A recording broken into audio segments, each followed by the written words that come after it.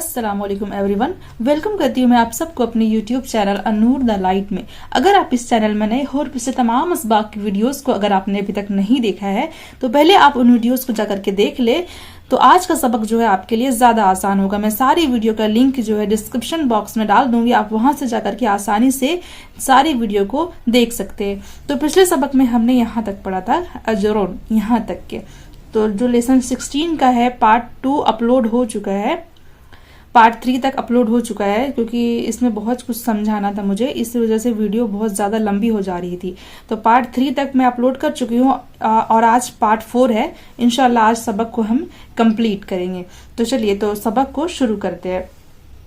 الحمدللہ رب العالمین والصلاة والسلام علی سید المرسلین، اما بعد فاعوذ باللہ من الشیطان الرجیم، بسم اللہ الرحمن الرحیم۔ جتنے بھی میں قاعدے بتا چکی ہوں آپ سب کو، مجھے امید ہے کہ آپ سب یاد کر چکے ہوں گے۔ تو چلیے پھر سبق کو یہاں سے شروع کرتے ہیں۔ یہاں پر دیکھیں کیا ہے، ابراہیم، یہاں پر دیکھیں را کے اوپر کھڑا زبر ہے، لہٰذا را کو یہاں پر پر پڑھیں گے۔ ابراہیم، یہاں دیکھیں با ساکن جو کہ حرف قلقلہ ہے، تو با میں قلقلہ کو خوب ظاہر کرنا ہے، اب اس طریقے سے ابراہیم۔ عرشن، یہاں دیکھیں را ساکن سے پہلے حرف پر زبر ہے، لہٰذا اس را کو بھی ہم پر پڑھیں گے، یعنی تفخیم کریں گے۔ عرشن ام صبرنا، یہاں پر دیکھیں را ساکن سے پہلے حرف پر زبر ہے، لہٰذا اس را کو بھی ہم پر پڑھیں گے، ام صبرنا۔ یہاں پر بھی دیکھیں را ساکن سے پہلے حرف پر پیش ہے، لہٰذا اس را کو بھی پر پڑھیں گے، جیسا کہ ہم نے رولز کو پڑھا ہے کہ را ساکن سے پہلے حرف پر زبر یا پیش ہو تو را کو پر پڑھیں گے،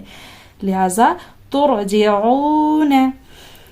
یرزقون، یہاں پر بھی دیکھیں را ساکن سے پہلے حرف پر پیش ہے، لہٰذا اس را کو بھی ہم پر پڑھیں گے، یرزقون۔ ارجع، یہ دیکھیں را ساکن سے پہلے حرف پر عارضی زیر ہے، یعنی یہ جو نیلے رنگ کا زیر آپ کو دکھ رہا ہے یہ قرآن مجید میں نہیں ہوگا، یہاں پر ہنٹ کے لیے یہاں پر زیر دیا ہوا ہے، تو ہمیں خود سے زیر لگانا پڑے گا، ٹھیک ہے۔ را ساکن سے پہلے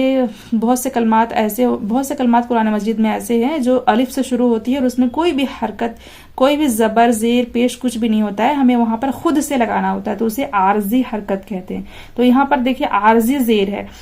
یہاں پہ ہمیں خود سے زیر لگانا ہے، تو را ساکن سے پہلے عارضی زیر ہو تو کیا ہوگا، را کو تفخیم کریں گے، ہے نا۔ را ساکن سے پہلے عارضی حرکت آ جائے، عارضی زیر، تو ہم را ساکن کو پر پڑھیں گے، تو کس طریقے سے پڑھیں گے، ارجع، ارجع، ارجع، اس طریقے سے نہیں، باریک را کو نہیں پڑھنا ہے، را کو پر پڑھنا ہے، تفخیم کرنا ہے، لہذا ارجع، ارجع، ٹھیک ہے۔ یہاں پر بھی دیکھیں نیلے رنگ کا زیر جو آپ کو دکھ رہا ہے، یہاں پر دیکھیں ابراہیمہ میں دیکھیں زیر جو کہ بلیک ہے، یہ اصلی زیر ہے، ٹھیک ہے، اور یہاں پر جو یہ نیلے رنگ کا زیر آپ کو دکھ رہا ہے یہ عارضی زیر ہے، تو را ساکن سے پہلے عارضی زیر ہو تو را کو پر پڑھیں گے، لہٰذا یہاں بھی کس طریقے سے پڑھیں گے، ارجعوا، ارجعوا، ارجعوا، اس طریقے سے نہیں، نہیں پڑھنا ہے بلکہ پر پڑھنا ہے، ارجعوا۔ یہاں پر بھی عارضی زیر ہے را ساکن سے پہلے، لہٰذا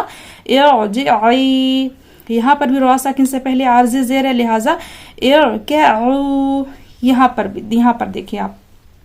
را ساکن سے پہلے زیر دوسرے کلمے میں، یہاں پر رب الگ کلمہ ہے اور ارحمہما الگ کلمہ ہے، ٹھیک ہے، رب الگ کلمہ ہو گیا اور ارحمہما الگ کلمہ ہو گیا۔ تو کیا ہم رول میں پڑھے تھے قاعدے میں کہ را ساکن سے پہلے زیر دوسرے کلمے میں ہو تو اس را کو ہمیں پر پڑھنا ہے، لہٰذا اس را کو ہم پر پڑھیں گے، کس طریقے سے، رب ارحمہما۔ یہاں پر دیکھیے با مشدد ہے، یہاں پر با حرف قلقلہ ہے، لہٰذا قلقلہ کو یہاں پہ جماؤ کے ساتھ ادا کریں، حروف قلقلہ جب مشدد ہو تو اسے جماؤ کے ساتھ ادا کرنا ہے، کس طریقے سے، رب ارحمہما، رب ارحمہما، اس طریقے سے نہیں، پورا جماؤ دینا ہے، ٹھیک ہے، با میں پورا جماؤ آپ کو دینا ہے، رب ارحمہما، رب ارحمہما، رب ارحمہما، سمجھ میں آ رہا ہے نا۔ اب یہاں پر بھی دیکھیے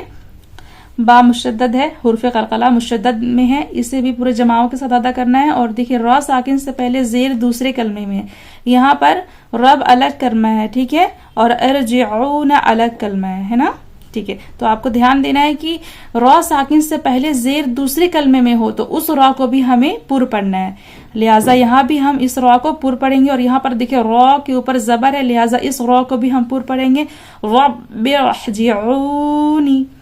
رب ارجعونی، سمجھ میں آ رہا ہے نا؟ یہاں پر بھی دیکھیے ڈبل سے میں پڑھ دیتی ہوں، رب ارحمہما، رب ارجعونی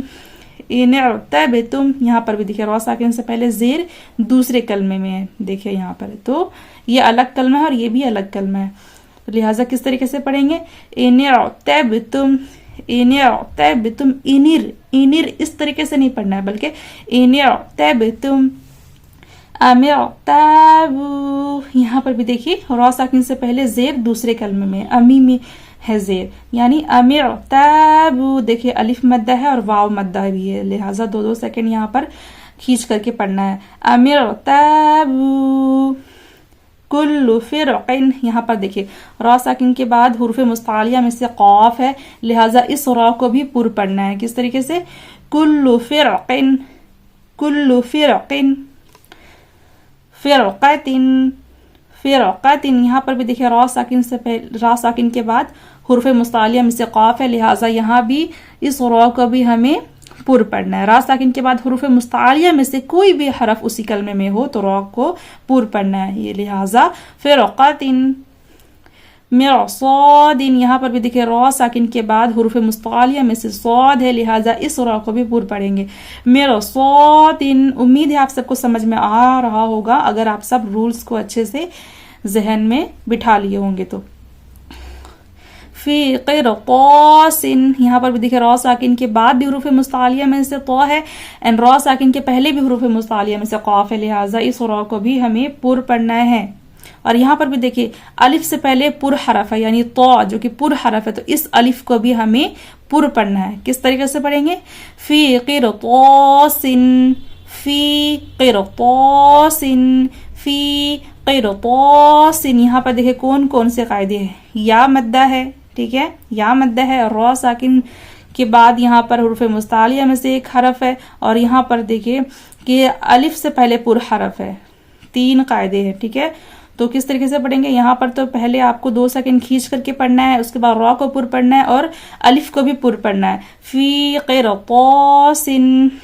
والنہار، یہاں پر دیکھیں را کے نیچے زیر ہے، لہٰذا اس را کو باریک پڑھیں گے، دیکھیں نون مشدد ہے، لہٰذا آپ یہاں پر 2 سیکنڈ کے لیے غنہ کریں گے ایک الف کے مقدار میں، نون مشدد اور میم مشدد میں ہمیشہ غنہ کرنا ہے، یاد رکھنا ہے آپ سب کو یہ بات، والنہار، رجال، یہاں پر بھی دیکھیں را کے نیچے زیر ہے، لہٰذا اس را کو بھی باریک پڑھیں گے، رجال، امرن، دیکھیں را کے نیچے 2 زیر ہے، لہٰذا اس را کو بھی باریک پڑھیں گے، امرن،